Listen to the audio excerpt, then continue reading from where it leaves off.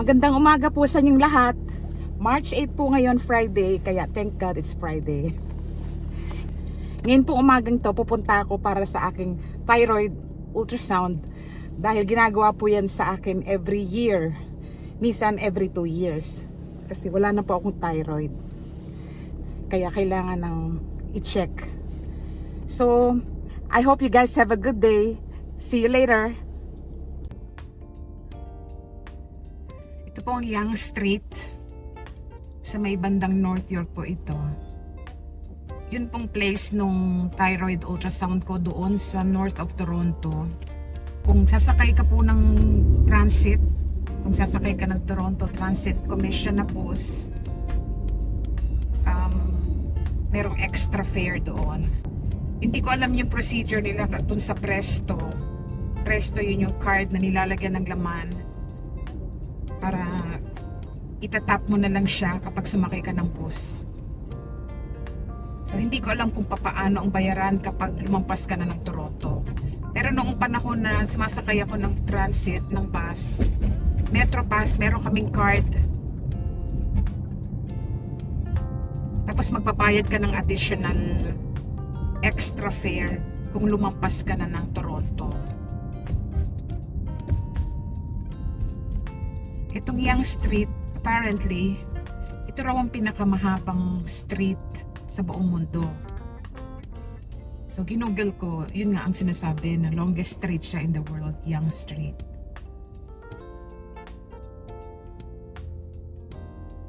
So, right after pandemic, dito po ako nagtatrabaho dito sa may Civics, malapit sa North York Civic Center. Lumipat po kami ng Midtown na.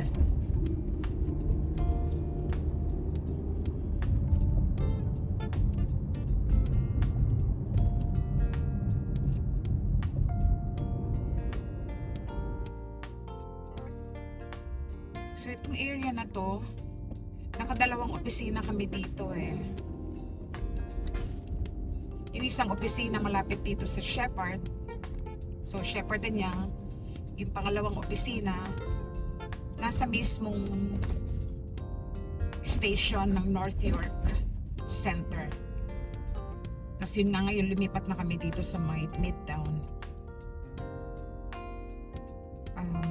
Malapit dito yung passport services. Meron ditong Service Canada na malapit na doon ako nag-renew ng passport ko.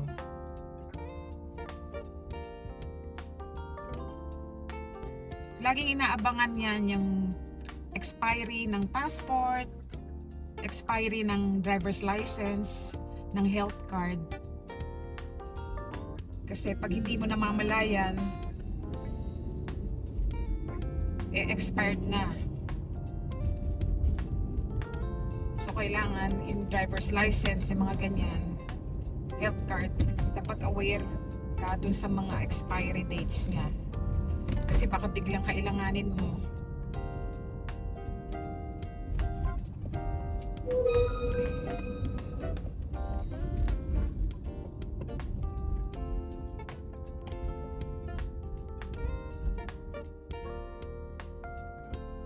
Sa Biyernes ngayon, ito na yung rush hour ng Yonge Street.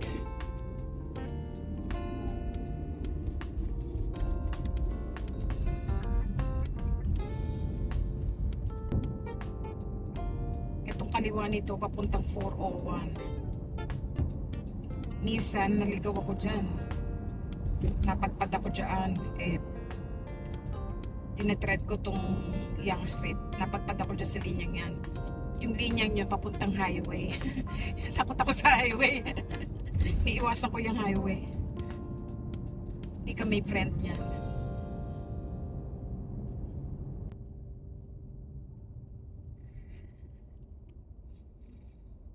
Yung 401 Street papuntang ano yan, Quebec, Ottawa, yan, Nova Scotia, papunta yan sa east, way east. So yun yung kanilang kaliwa na lane, papunta yon sa highway 401 East. So bali itong ginagaygay ko ngayon, Yonge Street, papuntang south. Pag dinire-diretso mo tong south na to, makakarating ka ng CN Tower. Yun yung pinaka-landmark ng Toronto, CN Tower.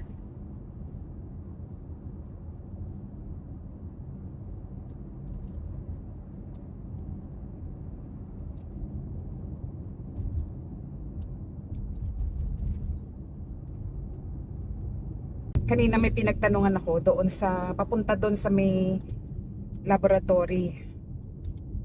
Ilang taon na akong pabalik-balik doon, nawala pa rin ako, lumampas ako.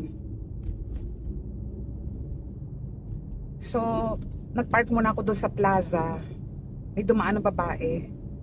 Tinanong ko kung saan yung lugar nung hinahanap ko.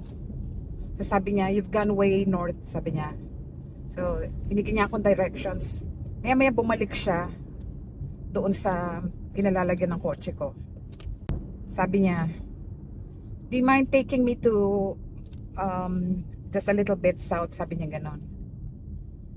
So inisip-isip ko, papasakayin ko ba siya o hindi? Kasi hindi po safe yun eh.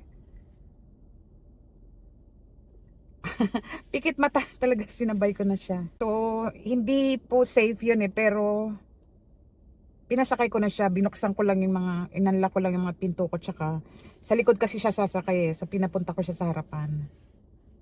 Somehow tinuro niya sa akin yung mga direction na pabalik, papunta doon sa laboratory. Pero syempre alisto ka rin. Sabi nga niya sa akin, I shouldn't be doing this because it's not safe. Gusto ko sabihin, tell me about it. So hindi ko po yun isasuggest na mag-angkas ng hindi nyo kilala. Never ever ever safe. Nung bago ko rito, meron akong temporary job sa may bandang north of Toronto. Hindi lang siya north of Toronto, kundi talagang medyo liblib siya. Every now and then, yung mga Indian na may mga kotse, sumasabay ako sa kanila. So yun, papunta sila doon, palabas din sila, papuntang Scarborough. So sumasabay ako. Wala namang kaso yun. Kilala mo naman sila. I remember very very vividly na yung panahong yun, talagang kasagsagan ng summer. Napakainit. Minsan maabot ng 38 degrees ang summer dito. So habang naglalakad ako, kasi hindi na dadaanan ng bus o ng sasakyan yung papasok doon sa may work namin. Habang habang naglalakad ako, sa likod ko, merong pumarang truck. Tapos nakita ko yung pangalan ng truck. Nakalagay yung pangalan ng coffee company na nagre-refill ng mga coffee beans doon, ganyan. So in short, parang regular naman siya na pumupunta doon sa company. So nag-offer siya ng ride.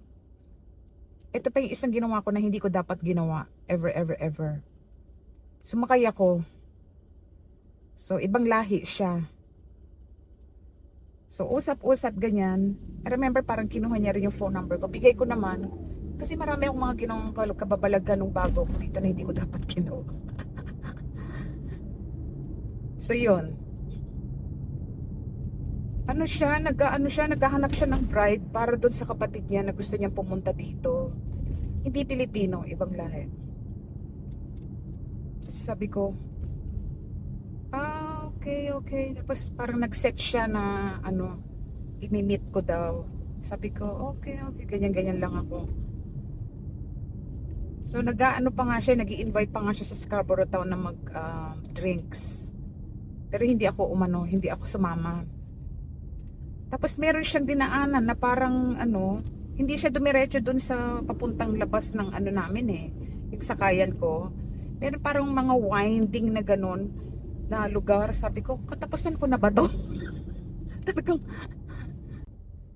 so nung dumadaan na siya dun sa winding na road, sabi ko, Tama ba itong ginawa ko na umangkas ako ng hindi man lang, hindi ko kilala yung mama?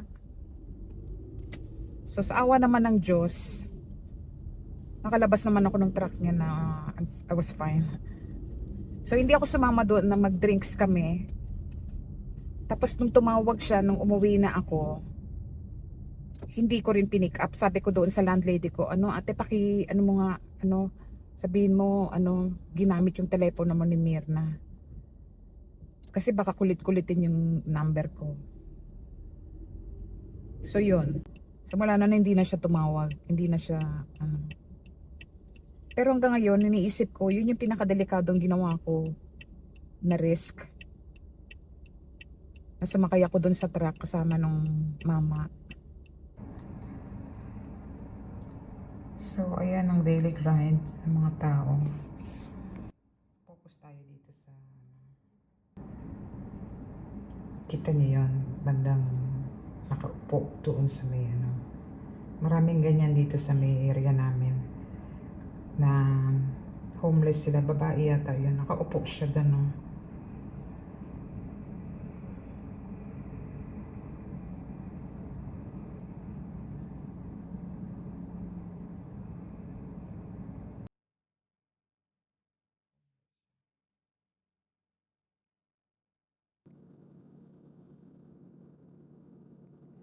Noong March 17 po, 8 a.m. sa Pilipinas, linggo po yun, nagkaroon po tayo ng raffle draw para sa 10 lucky subscribers na nabigyan po natin ng 500 pesos each. Ito po yung draw na nangyari noong March 17, Sunday. Apple, welcome from Las Vegas! Wow! International! Ulitin ko po shoutout sa mga taga-Lancaster, sa General Trias, Cavite. Nandun po yung aking mga ate. Ate Tali, Ate Tess.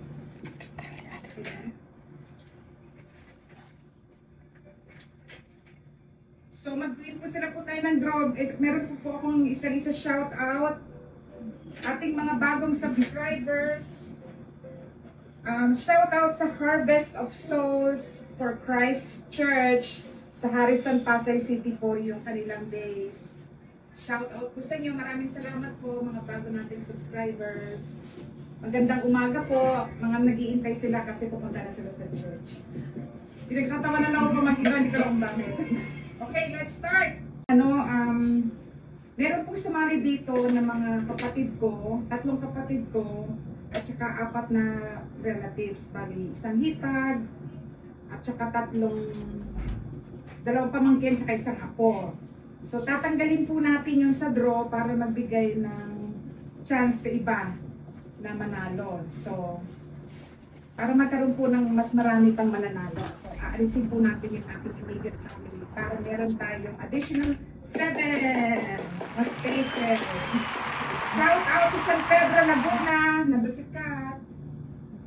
Okay, we will start with our first of 10 winners ng 500 pesos. Angeles. Shout out sa Angeles, Pampanga. Okay, magsisimula na tayo sa ating unang winner ng 500 pesos. Ready na po kayo? Spin the ramata!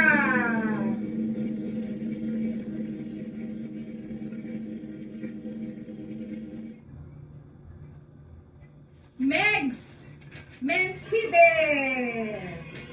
Wow! Congratulations, Megs Mencide! Siya po ay taga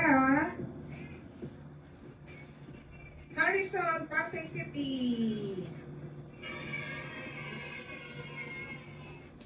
Yun po mga mananalo ay ipipm po ng Tita Mo's channel para makuha po yung inyong, dito pala, para makuha po yung inyong GCash number. Unang-unang winner natin si Miss Megs Mencide ng Harrison, Pasay City. We sound effect. Okay. Congratulations, Megs. Let's go to our winner number 2. Isabel.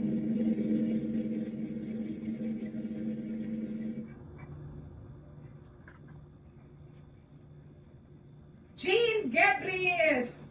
Jean Gabris. Pala. Jean Gabris ng Harrison, Pasay City. Okay, medyo ganun siguro natin ito dahil congratulations, Jean. So, siya ang ating winner number 2, si Jean Gabris. Congratulations.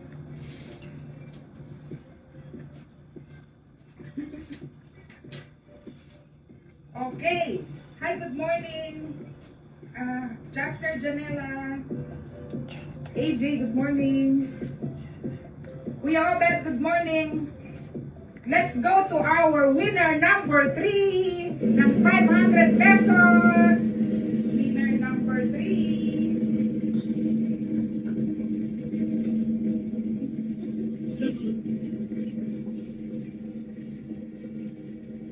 Winner number 3 is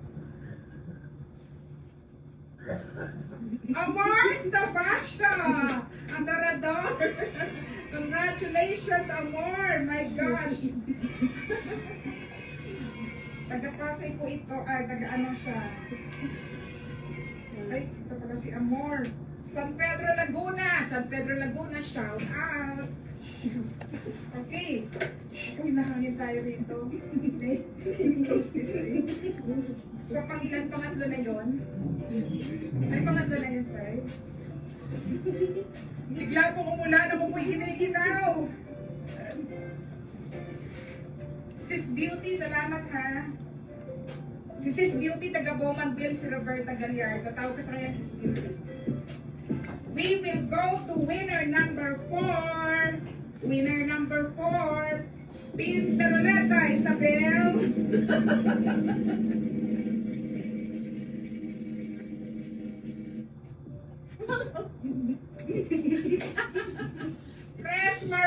Marbury, Pressy Marbury. Wow, congratulations. Siya ay taga-Tagig. Ito kami yung mga pang-apat na winner ay si Press Marbury. Congratulations. Wow, swerte-swerte ng mga ano ha. Early entrance ha. Okay, 1, 2, 3, 4. We will now go to our 5th winner of 500 pesos. Spin the ruleta. Parang nasa perya lang. Sakit pala sa lalamunan maging ano, perya girl. Sana all. Ana Marie! Ana Marie! Wow! Ana Marie! Si Ana Marie ay taga Chinatown, Manila. Congratulations sa inyo! Ana Marie, congratulations! Okay, we will now go to our winner number 6. Winner number 6. Spin the ruleta, Sabel.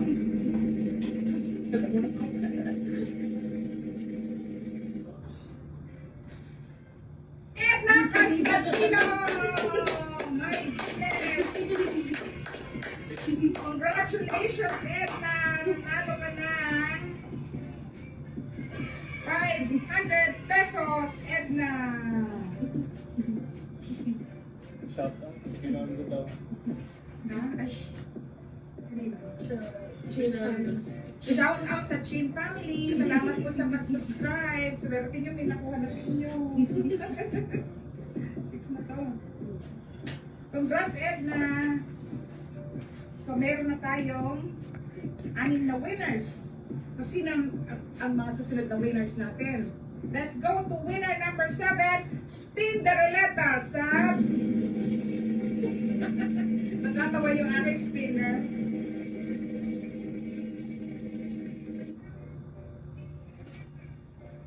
Si A-Juice! A-Juice! Wala siya last name, para siya si Drake. Siya po ay taga Harrison. Para siya si Jade, si Pugo, yan, walang mga last name. Siya ang ating pang-pito. Yes. Tama ba mga girls? Hi girls. Tatlo na lang po ang natitira. Tatlo na lang. Naku. Bago kayo bumunta sa church, sana manalo kayo. We will go to winner number 8. Winner number 8. Cross your fingers. Spin the roulette. Sakit sa lalamunan. Winner number 8. Gilbert Hill! Congratulations! Gilbert Hill. Siya ay taga Zambales. Zambales.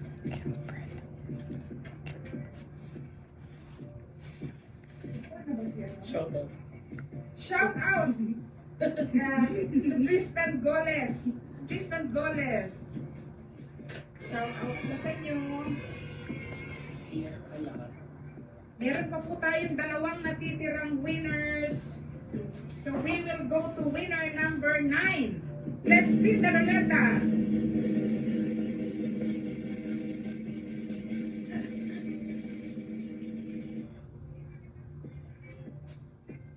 Winner number 9 is Irene Cao Salaysay.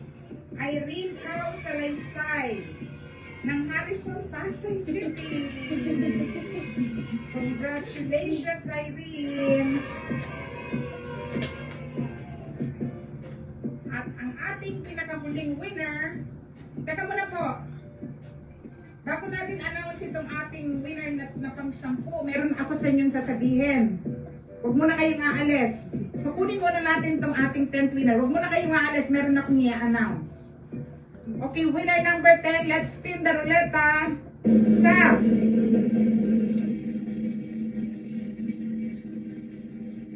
Winner number 10 is Girly Cortega. Girly Cortega from Zambales. Ang layo, ano? So siya yung ating pang number 10. Excuse me. Okay. Meron po tayong development. Si Sab General ay magdo-donate ng additional 3. Tatlo pang 500 pesos. Oh. Thank you very much, Sab. Shout out kay Ellie Lacron. May karagdagang 3, mga friends. 3 pa. O, diba? So, meron pa tayong 3 bubunutin. Donation po ni Sab General. Okay. Let's go to winner number 11. Winner number 11. Let's spin the roulette. For winner number 11, si Amelia Gabriz. Amelia Gabriz. Asa na po? Ano pala? Harrison, Pasay City. Number 11.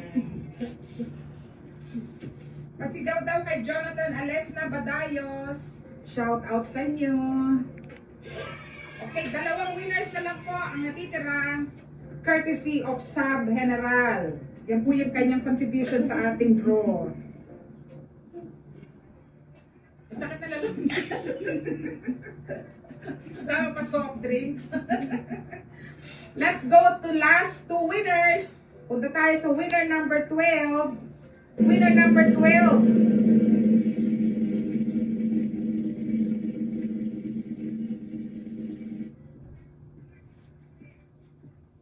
John Paul Miranda! John Paul! John Paul, congratulations! Congratulations sa inyo! So, isa na lang. Balato daw, sabi ni Alwin, no? So, isa na lang. Isa na lang. Last na lang. Teka muna. Sandali. Sige, ito na last na to.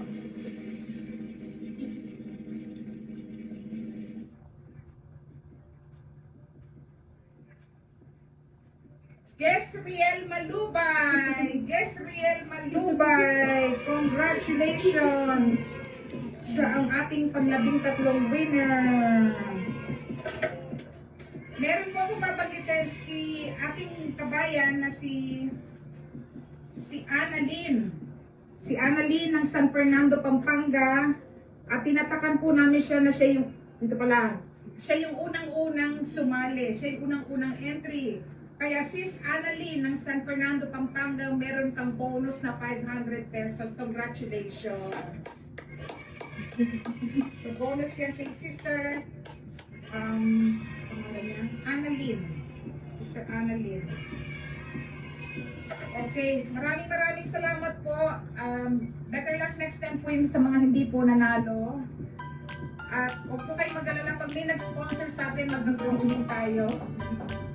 Yung sino pong gusto mag-sponsor, bikinimin. Ha?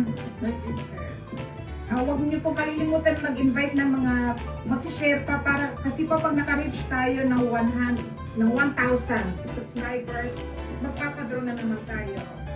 Okay? Pa-subscribe, like and share. Magandang umaga.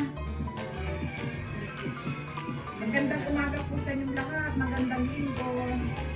At abangan po niyo yung message ng Tita Mo's channel para sa inyong GCash number. You're welcome, Alwin. Nagpapalibre si Ellie. Kay Amy. Good morning po sa inyong lahat. Ingat po kayo ngayong Sunday. Enjoy church. Maraming salamat po. Like and subscribe sa Tita Mo's channel. Better luck next time po sa mga hindi nanalo doon. Better luck next time. Thank you po sa support. Yung nasa mag-hintay mo na sila umalis. Magandang umaga sa inyong lahat. Iwan po tayo. Yun po mga hindi nakapanood nito, ipopost po natin yung mga winners sa Tita Mo's channel sa Facebook. Stay muna ako, baka may sponsor. Alwin, baka nasa mo mag-sponsor. O, recap ng winner. Recap ng winner. Irene Cao Salaysay, Ajus, Amelia Gabris, Ana Marie, Edna Constantino, Jean Gabris, Gesriel Malubay, Gilbert Hill, Girly Cortega, Jean Paul Miranda, Megs Mencide, Fresmar Cory, Amor Topacio, at special prize sa ating unang-unang entry na si Annalyn from San Fernando, Pampanga. Congratulations!